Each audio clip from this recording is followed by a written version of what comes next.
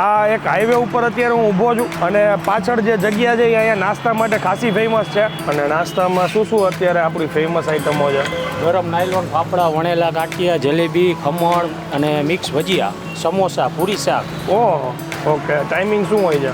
સવારમાં 6:30 થી તે બપોરના 3-4 વાગ્યા સુધી સાહેબ. આ જગ્યાએ પૂરી શાકે મળે છે, ચાય મળે છે, કમ્પ્લીટ એક પેકેજ છે કે તમે અહીંયા આવો ને એટલે તમે પેટ ભરીને જે ખાવું હોય ને બધી ચોઈસ મળી જશે નાસ્તાની. હા, બીજું કાંઈ ખાય કે ન ખાય પણ કોઈ બી ગુજરાતી એવો નહીં હોય કે જેને ગાંઠિયા ન ભાવતા હોય. અહીંથી નીકળશે ગાંઠિયા તો બે જોરદાર જ છે.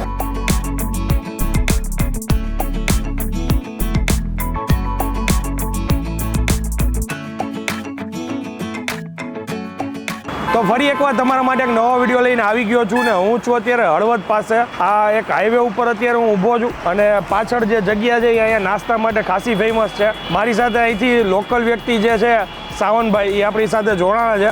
અને હળવદની જે કાંઈ બી ફેમસ જગ્યા છે, ફેમસ ફૂડ, સ્ટ્રીટ ફૂડ, જે કાંઈ બી જગ્યા કયો એ સાવનભાઈ આપણને એક્સપ્લોર કરાવે છે. અને અત્યારે પરફેક્ટ આ લોકેશન કઈ જગ્યાએ આવે? સરા ચોકડી કહેવાય. મેઇન હાઈવે છે, અમદાવાદથી કચ્છ જતો હાઈવે છે અને આ મેઇન લોકેશન સરા ચોકડી છે. સરા ચોકડી ઉપર આ નાસ્તાની દુકાન છે.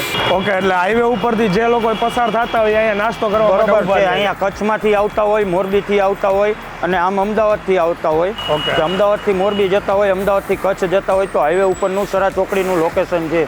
ઓકે, તો અત્યારે જે જગ્યા આવ્યા છે બજરંગ નાસ્તા હાઉસ છે. ઓકે, જ્યાં છે ફાફડા ગાંઠિયા, વણેલા ગાંઠિયા, ખમણ અને સમોસા. ઓકે. તો હવે અંદર જઈએ, ઓનરને મળીએ અને શું મળે છે, ટેસ્ટ કેવો છે એ તમને જણાવીએ. ચાલો શરૂ કરીએ. શું નામ તમારું? કિરણ પ્રજાપતિ. કિરણભાઈ, કેટલા વર્ષથી અહીંયા બિઝનેસ કરો છો? અહીંયા સાહેબ 10-12 વર્ષ થઈ ગયા. એમ? અને નાસ્તામાં શું અત્યારે આપણી ફેમસ આઈટમો છે? ગરમ નાયલોન ફાફડા, વણેલા ગાંઠિયા, જલેબી, ખમણ અને મિક્સ ભજીયા, સમોસા, પૂરી શાક. ઓહો, વધારે શું લોકો ખાવાનું પસંદ કરે?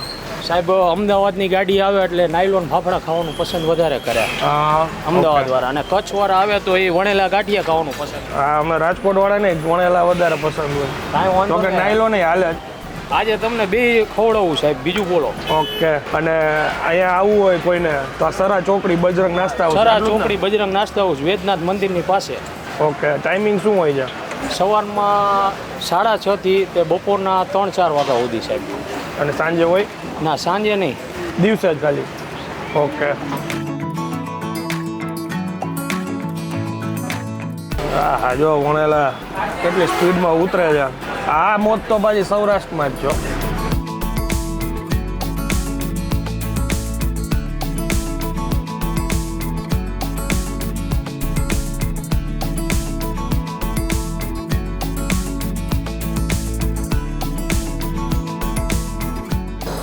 અમારું ભોજન બધું આવી ગયું છે અને ધીરે ધીરે હજી ઘણી વસ્તુઓ એડ થતી જાય છે. જેમ કે આ ભજીયા હમણાં છેલ્લે આવ્યા અને રીલ માટે આપણે શૂટ કરી લીધું છે. ઈટ એન્ડ ડ્રાઈવ _ કરીને આપણું ઇન્સ્ટાગ્રામ પેજ છે. જે લોકો હજી સુધી એમાં ફોલો ના કરતા હોય તો કરી શકો છો.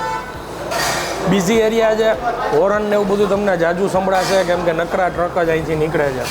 અને ફાફડા, નાયલોન ગાંઠિયા છે, વણેલા ગાંઠિયા છે, સમોસા પટ્ટીવાળા છે, ખમણ છે, પૂરી શાક છે, ભજીયા છે, આટલી વસ્તુઓ અહીંયા છે. કોમ્પ્લિમેન્ટરીમાં કહીએ તો એ લોકોએ 2 ટાઈપની ચટણીઓ રાખેલી છે. સંભારો છે પપૈયાનો, પછી આ કઢી છે, ફ્રાય મરચાં છે. આ જગ્યાએ પૂરી શાકે મળે છે, ચાય મળે છે, કમ્પ્લીટ એક પેકેજ છે કે તમે અહીંયા આવો ને એટલે તમે પેટ ભરીને જે ખાવું હોય ને બધી ચોઈસ મળી જશે નાસ્તાની. ભાઈ અપવાસ રહ્યા છે એટલે એ કે હું સાથે રહીશ અને બપોરે એક ટાઈમ કે એક ટાણું કરશું આપણે એક વિડીયોમાં. ઓકે, વણેલા ગાંઠિયાથી ચાલુ કરીએ આપણે.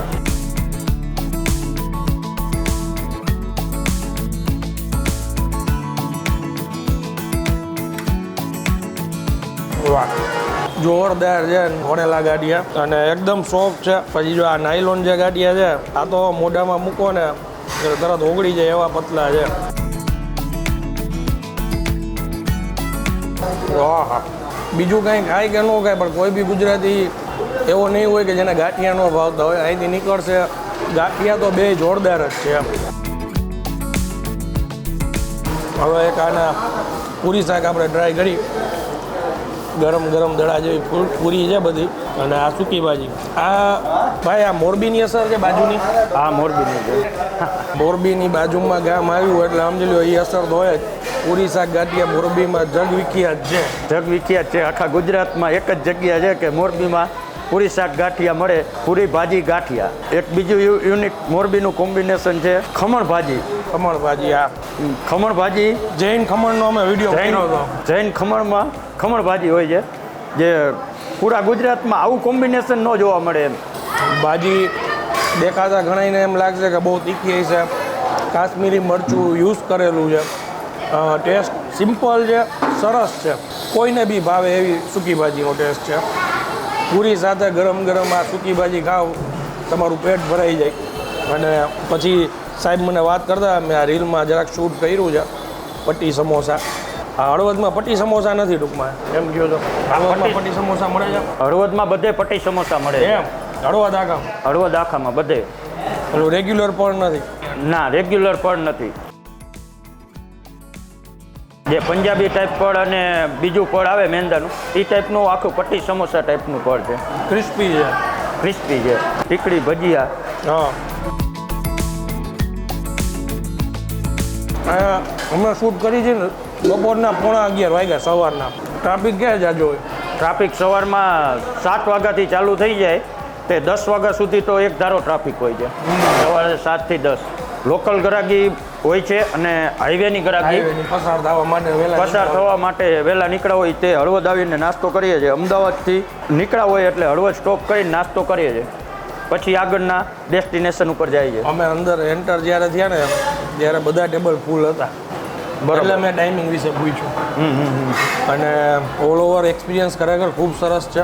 વ્યક્તિ ટૂંકમાં જે લોકો અહીંયા જે બિઝનેસ કરે છે એમનો બી સ્વભાવ સારો છે. ભંડારા એમને અહીંયા ગોઠવી દીધા છે એટલે જ અમે 2 અલગ ડિશ મંગાવીને અલગ અલગ ગાંઠિયા લીધા છે. અમે હવે આગળ ભોજનની મજા લઈ છીએ. વિડીયો જો તમને પસંદ આવ્યો હોય તો બીજા લોકો સુધી શેર કરી દેજો અને કમેન્ટ કરીને જરૂરથી જણાવજો. હળવદથી કોઈ આપણા ભાઈ બહેન જોતા હોય તો આ જગ્યાએ કોણ કોણ આવેલા છો એ જરૂરથી કહેજો. મળીએ જલ્દીથી નેક્સ્ટ વિડીયોમાં. ત્યાં સુધી જય હિન્દ, જય ભારત.